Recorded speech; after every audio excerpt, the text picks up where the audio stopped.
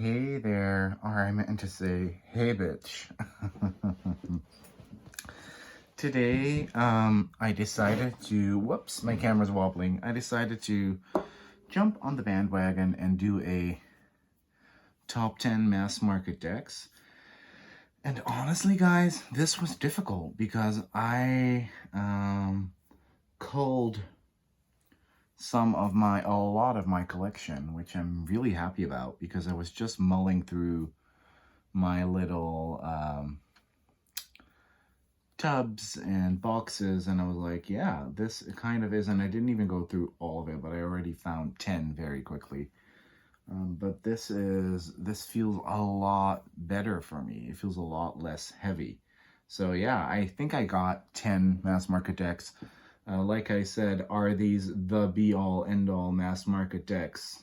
Not necessarily, because I didn't go through all of them, and while going through them, I did kind of experience like, ooh, but this one's cool as well, and this one's cool as well. But I decided, to include some favorites and also some ones that I kind of want to rekindle my love with. So, speaking of which, this is one of them. The Spirit Song Tarot by Paulina Cassidy. This is a deck that I got from one of my best friends, Martine. Not Martin, Martine. I did a little, deck designing job for him, and he gifted me this. He was like, do you want that? I saw that on your wish list, and I was like, yeah. And this is a really good animal spirit tarot oracle. And I love it a lot. I don't use it that much, and I should tell you why. I don't use it that much because much of my tarot work relies on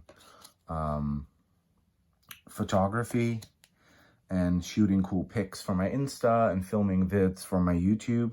And as you can see, this deck is so soft in its colors that it's really difficult to photograph. So this won't translate that well onto video. However, in real life, it looks really vibrant and really joyous, and I adore Paulina Cassidy's line work so much. So a lot of people I've been talking to were like, hey, why? I'm going to adjust this camera just a little bit because it's already driving me nuts. That's almost correct. And I'm not going to edit this video because I just want to ramble and I don't have the time for it. People are like, yeah, but I like the Joie de Vivre way better, or I like the Paulina Tarot way better, or that new one that she did. Why don't you get that as well when you like this so much and the other ones are way more vibrant, blah, blah, blah. Paulina Cassidy is an artist where I feel like I don't want to collect her work. So this is enough Paulina Cassidy for my collection, and I love animal decks. I did find that out during my collection review that I have so many animal decks and I love them so much. But yeah, I don't use it as much as I want to because in my daily practice, it's pulling the cards, doing a little reading for myself, and then I will take a pretty picture of that reading to put it on Instagram kind of as a way of journaling for me. So that's how my daily tarot practice is. And this deck just looks like complete shit in photos. And it's because of the washed out colors that do look really good in real life, but they don't look that good on camera. Like here, I'm looking at the screen as I'm filming and it's almost a black and white picture on screen, whereas I'm seeing all these gorgeous colors in real life. So you get the card title and number, blah, blah, blah.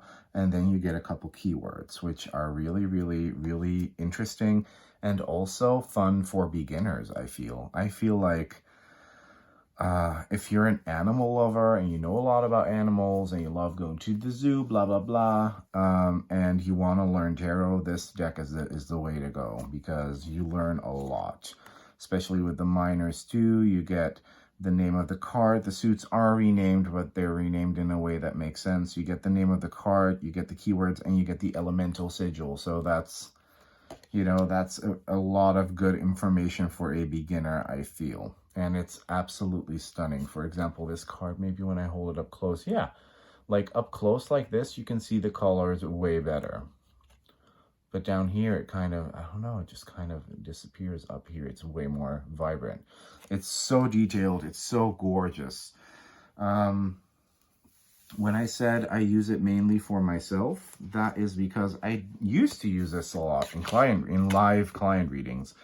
And I could use this more in video readings, which I do offer, by the way. I will have to remember to link that below.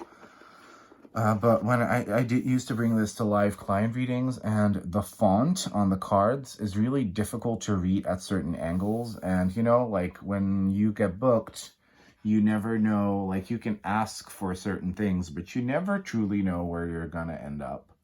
And usually, you know, it's a very small table and you have to kind of, you know, it's usually not a round table, it's a small square table, and you know, you can't really do big spreads to begin with because this deck is a bit bigger and wider than regular tarot decks. And then you have to look at the font sideways. Let me show you how that goes. And just put all the cards in, but I'm going to have to take at least one of them out.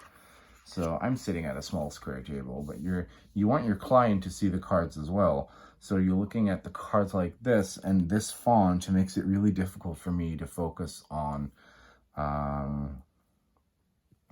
what the card is, because I'm not a reader who reads purely intuitively from the image. I like neat images, but I couldn't care less about them. I'm more of a theoretical reader, and I'm really good at it.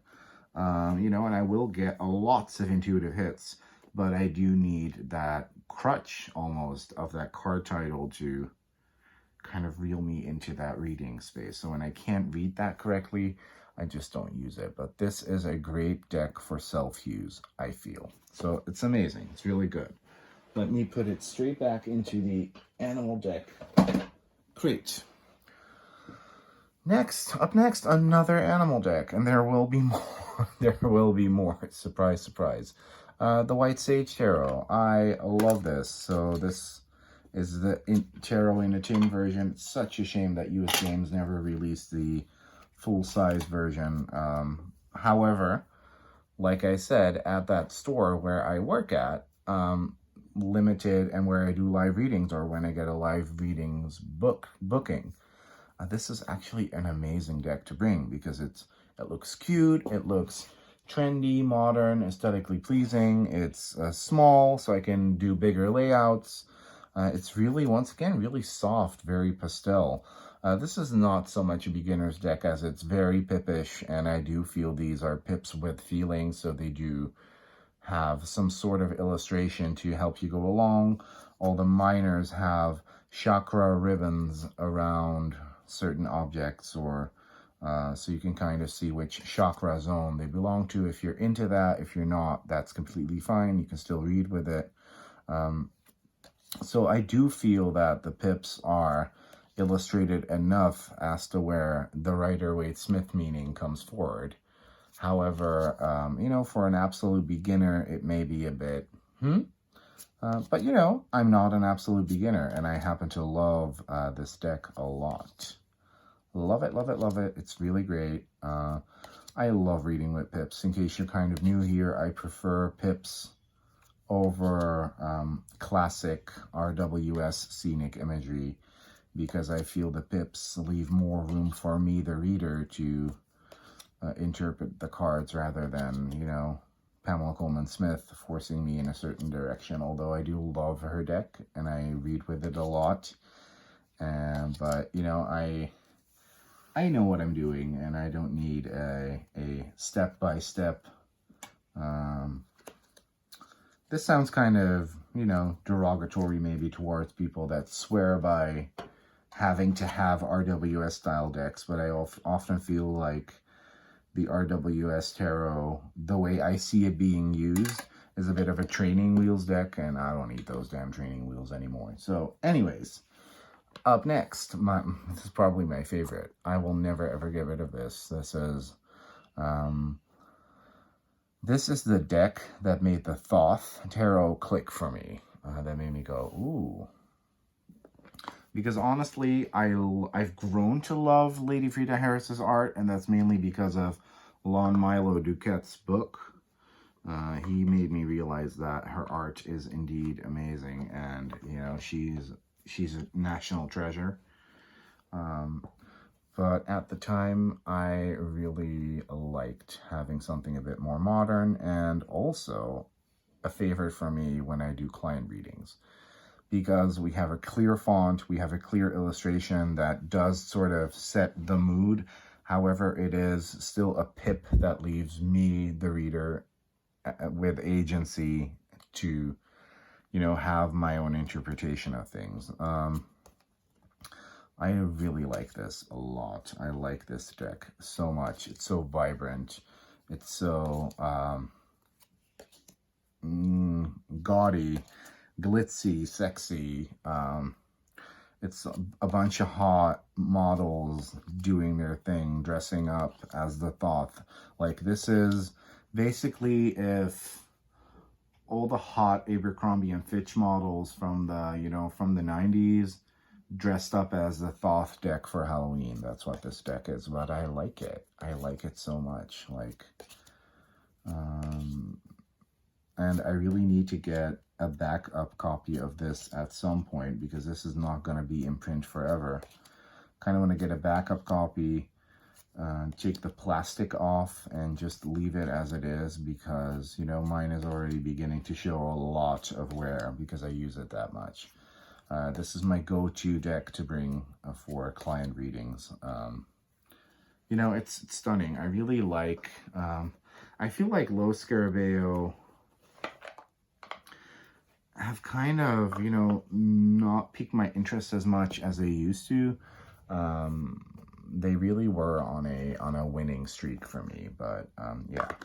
Up next is its sister deck, the Thelema Tarot, and then there's another one in this series called the Arcanum. I hate that. It's not my thing at all. This, however, I like too.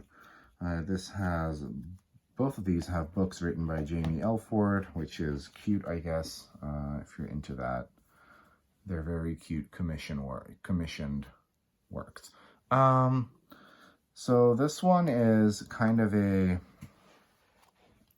in-between deck where the Arcanum is strictly RWS and the Millennium Thoth is strictly Thoth. This is a bit more the middle ground in between those things. Once again, it's very much if Abercrombie and Fitch models cosplayed as the tarot, which I like. But this has some more Pip-ish scenes. So, you know, you could probably say that this is the most Golden Dawn-ish ones of the deck, so that the Millennium Thoth, strictly Thoth, this very Golden Dawn, Arcanum, very Arthur Edward Waite's Vision, and Pamela Coleman-Smith's. So yeah, I do hate this Two of Pentacles, but hey, you can't love every card in the deck. But I do feel like this is a great modern looking deck. And you know, of course, I could have shown the Light Seers or the Muse, but I feel like everybody's already showing that, and people aren't really talking about these decks a lot. I like her photo manipulation art style a lot, you know, and I like the sort of gaudiness of it. However, Millennium Thoth over this one, 1,000 million trillion %. Did we already get past the Hot Devil, which was the sole reason why I bought the deck? We probably didn't. Do love the Death card in this too. I don't know if y'all can see it like that. And I do like the Magician because he kind of looks like a hot douche. Let me find the Devil really quickly because I loved the Devil in this. Still like the Millennium Thoth one better, but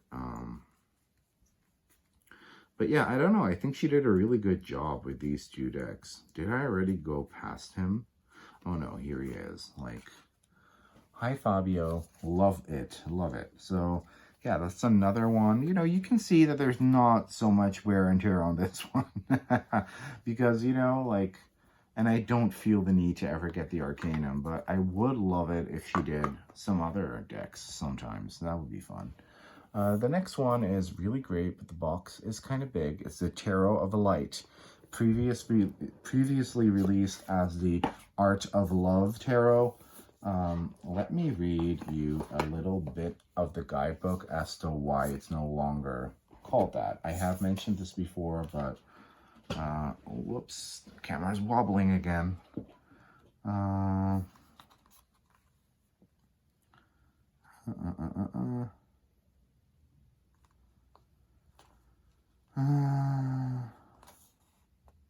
This deck was first released as the Art of Love Tarot.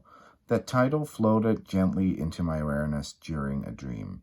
It was triggered by a conversation with a close friend who asked me to describe Tony's art. My response sums up the vision for this deck as a loving, transformative tool. They are great artworks of love, not a soppy love, but a love that transcends anything, blah, blah, blah. However, when the deck came out, I came to realize that people thought it was about romantic love and even the Kama Sutra. As much as we all enjoy these topics, the central theme of this deck is self-love, healing, and transformation. When it came time to reprint, I sought guidance on the title to further clarify and deepen people's experience of the deck. It became the Tarot of Light. Maybe light is the new love. I do love that she mentioned that. She's basically saying, this is not a love deck. Stop using it in your crappy TikTok love readings. And I really admire her for that. This is the only deck I have with Tony Carmine Salerno's art because it gets repurposed a lot and it would kind of feel redundant to have too many of his decks. This is the reprint, which is on that lovely, luscious, buttery matte Blue Angel cardstock, which I adore. Quick vape. This is, a lot of people kind of say that this is a beginner's deck, but I don't think it really is because it does require a little bit of understanding of the tarot. Because this has renamed suits, it has keywords that won't make sense to any novice reader. However, if you are a novice reader and you kind of want a big-ass Oracle deck that looks really cool, because I really like Tony's art a lot. I think it's very underappreciated. You know, I am a new reader myself, but I kind of tend to have an old soul, and we're going to get to some decks that I feel like new readers consider the best and hashtag my soul deck. However, I feel like this one is a bit, you know, his art is a bit old school, but I feel like it's timeless. It's very gorgeous. There's a lot of craftsmanship. And, but the art won't always be a, you know, instant connection to these Rider-Waite Smith fans out there. However, I love it. I really love it. And, I mean, look at that. The King of Trees, Architect. Two of Stars, Boldness. Like, the Emperor, Father. It's so stunning. So, as a novice reader who's kind of just getting into cartomancy, this could be to you what the Beautiful Creatures Tarot by Jasmine Beckett Griffith and whatever the hell that other guy's name was, James R. Rivera's Beautiful Creatures Tarot was to me, where you kind of get that Oracle deck vibe, where you feel like you may start building confidence to read for others. So in that sense, yes. In a tarot studying tool for beginners, no. As a way to deepen your practice as an advanced reader and kind of shake up your tarot toolkit, yes. I feel like as much as decks with keywords or phrases on them get shat on by a lot of people, I feel like they very often force me to look at the card in a different way, which sometimes I'm in the mood for, a lot of times I have to add, and sometimes not. I wouldn't necessarily bring keyword heavy decks to client readings per se, because I tend to feel like clients gravitate a lot to words that are on the cards and imagery.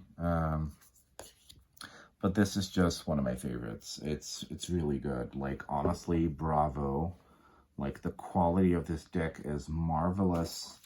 Blue Angel offer, when it comes to production quality, they really do offer indie quality products for a mass market price. They are on the upper like spectrum of the mass market though.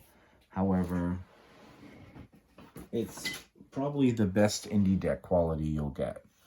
Now we're going to look at one of those modern ones where I feel like a lot of younger readers are like, this is my soul deck. I like this a lot. I think it's a really good deck. I was lusting after this for the longest time. And then all of a sudden I saw that, look at that guidebook. It's so chunky and there's so much good info in here. Then I saw that Blue Angel or that Rockpool was doing a mass market release and I was like, yes. And, you know, the reason why I put this in here is because this is really affordable right now. This is about $15 on Amazon, which is effing amazing. I've seen a lot of people complain about Rockpool's card stock. I like it, but I know that a lot of people don't. So this is a very Pippish deck in the minors, but we do get an animal illustration for each card. So, you know, and it's Pips with feelings, definitely. The colors are really rich. The print quality is really good. We get a nice edge. Is it a silver edge? Yes. It's cute. It's cute. Is it, you know, the deepest deck with the deepest symbolism ever? No. Was there a lot of thought put into the animal symbology on the cards? Yes. And then, again, like I said, price does matter. Is the quality of the product as good as that other deck I just showed? No. But, you know, like, you can get a really neat indie looking deck for $15 right now, and it's just amazing. And, you know, you guys know how much I love Rockpool. You know, they'd be picking up indie artists that really, really, really deserve a shot. And, you know, they're not afraid to go bold. And, yeah, I just really like this a lot. It's not being used that much because, well, like I said before, I don't think it's the... I honestly enjoyed looking at that Spirit Song Tarot a bit better than I am at this. But I like having it on hand. It's actually always very close to my reading table. Oh, I'm touching the camera again. Sorry, guys, I suck at this. Don't quit your day job, Levi. But it's always very close to my reading table, and I really enjoy it a lot. Up next, another kind of expensive mass market one. However, this is the deck that made me go, ooh, so you can do shit like this with the tarot as well. Okay, that's interesting. So let me tell you the story. So I started using Jasmine Beckett Griffith. No, I started with the Marseille. That didn't click. Then I bought a Mini Rider Waite. That didn't click either. Then I got some Jasmine Beckett. I got a Jasmine Beckett Griffith Oracle deck written by Lucy Cavendish, and that clicked tremendously. Then I got the Beautiful Creatures Tarot, Rider Waite Smith in a tin. The rest is history. But after a while, I kind of like noticed that there were like no guys in the Jasmine Beckett Griffith decks, and I was like, oh wow, feels kind of shitty sometimes.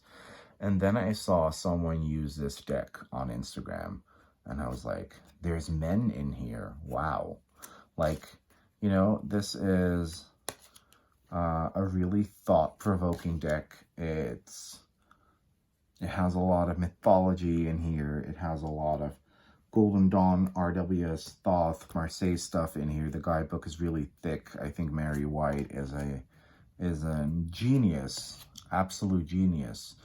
This is the first edition with, which is, you know, apart from the gloss and the huge ass borders, I think it is the best edition because of the artwork that is still in here that was omitted and replaced for the second edition. I like this so much, and I really like the raw masculine energy that is in this deck. And there's actually a lot of really awesome, like, hardcore femme energy in here. For example, this is the god Odin depicted as a female, which I think is so radical and so cool. But there is a lot of masculine energy in here, and I like that a lot. Let me show you the card that I saw that made me go, oh wow. So you can, there was actually two in a row, and I found one already, but that made me go, okay, so there are decks out there like this. You can put stuff like this in a deck. I'm gonna find that second one. I don't care how long I found it.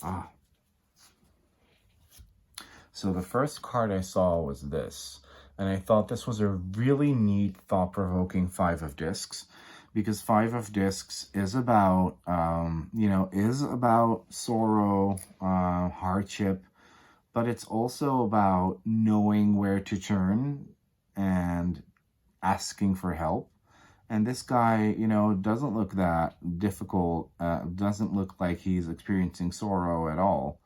However, he knows where to turn to in times of need, and I love that. And then we have the King of Cups, and we see this man emerging from the water, very phallic looking images, especially, emerging from, or maybe he's sinking into. There's definitely a sort of a penetration going on, really showing that masculine energy. Either he is being engulfed by the water, or he either is penetrating that water.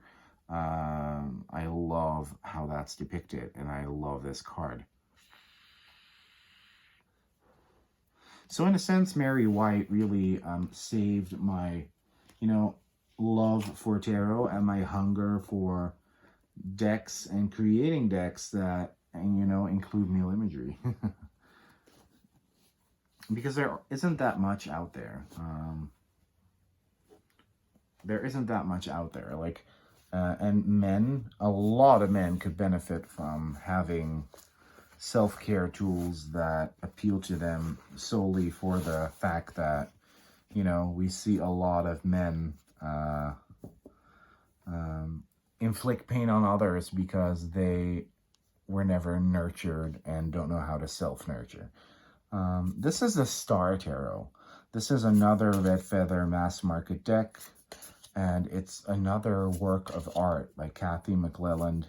This is very new age. Oh, why is this?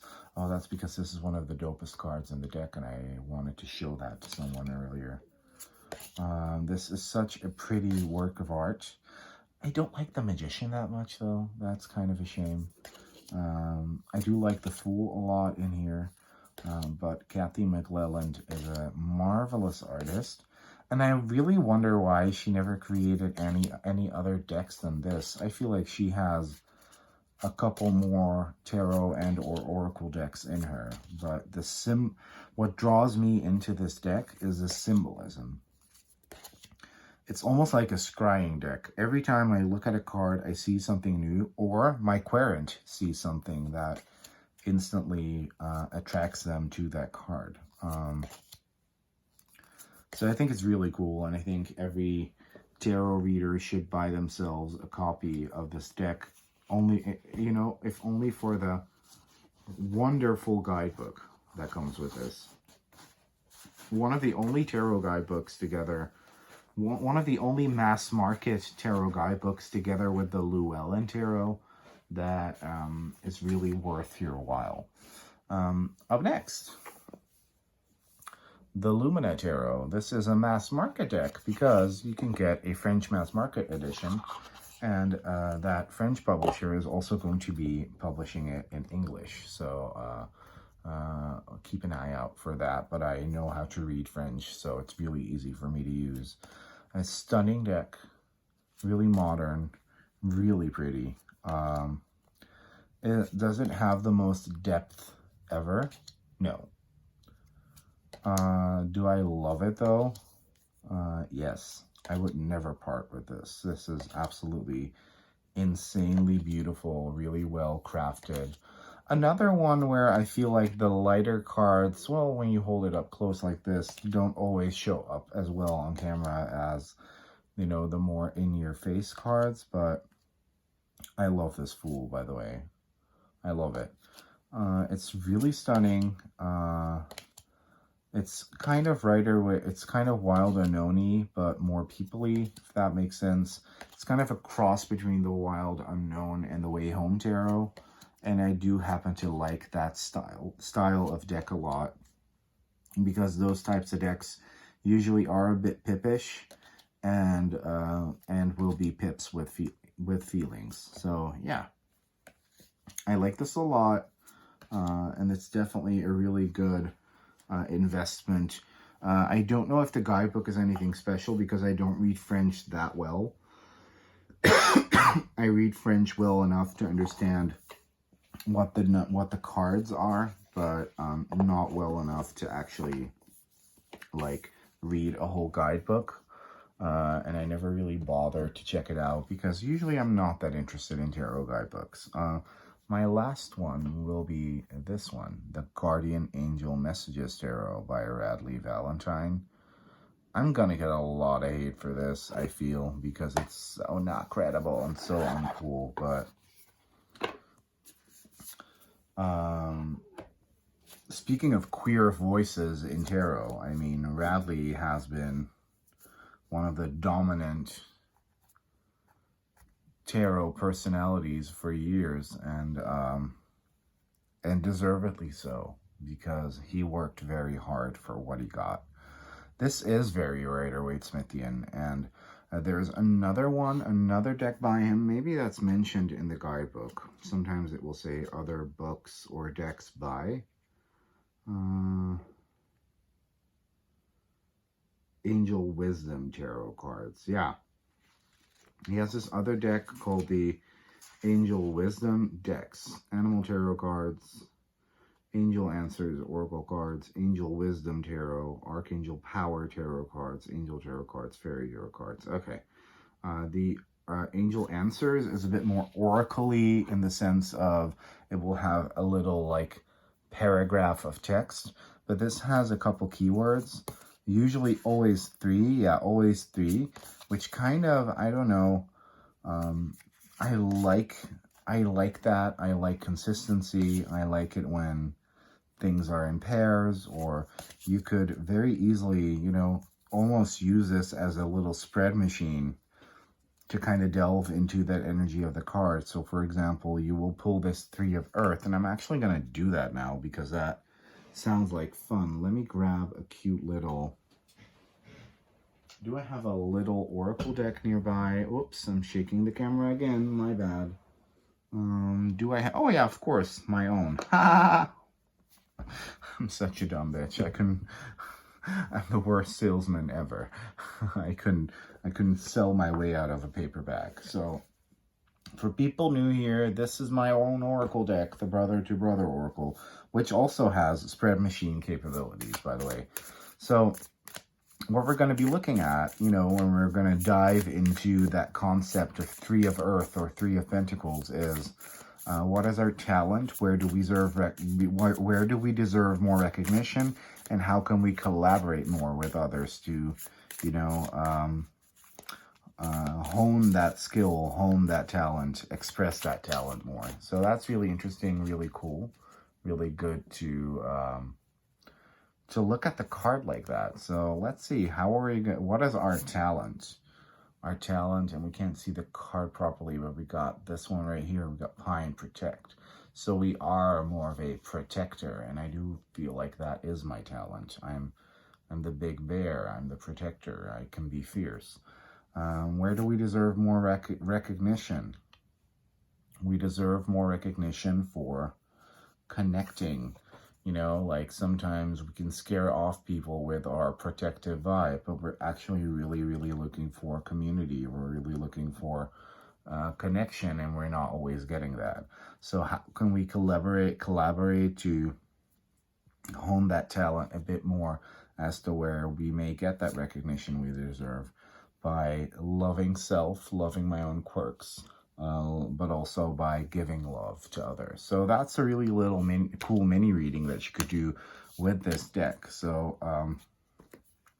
that's, for example, a way you can use a tarot deck with keywords on it. So I kind of want to, end the whole, keywords on cards suck like battle, because, sometimes, I'm not in the mood for this all the time. But, whoops, I gotta bring this down a bit. But, I like it a lot. A lot of the times, it really helps me shed new light. This looks like, this deck looks like if Hallmark released Christmas movies, but for every season.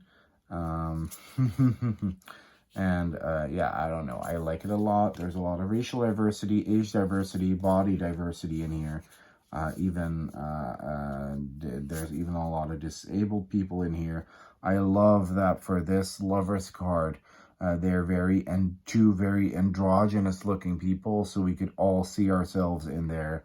And I don't feel like this deck gets talked about enough, especially with all the social justice warrior shit that's going on in the community right now.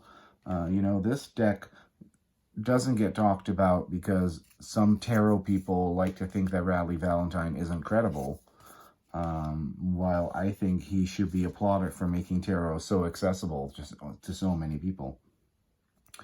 Instead, they are shitting on tiny indie creators who are just doing their thing, while we may have the most empowering and inclusive deck of all times, just, sitting on the shelf at your local Barnes and Nobles, but you're, too haughty to even pay attention to it. So, yeah, I said what I said. And also great beginner's deck. So, if you're a beginner and tarot is still a bit scary for you, and, you kind of want to practice reading on people while you're studying, this deck is it, baby. This is it. Really neat, chunky guidebook. It's the best tarot starter kit out there on the market right now, 100%.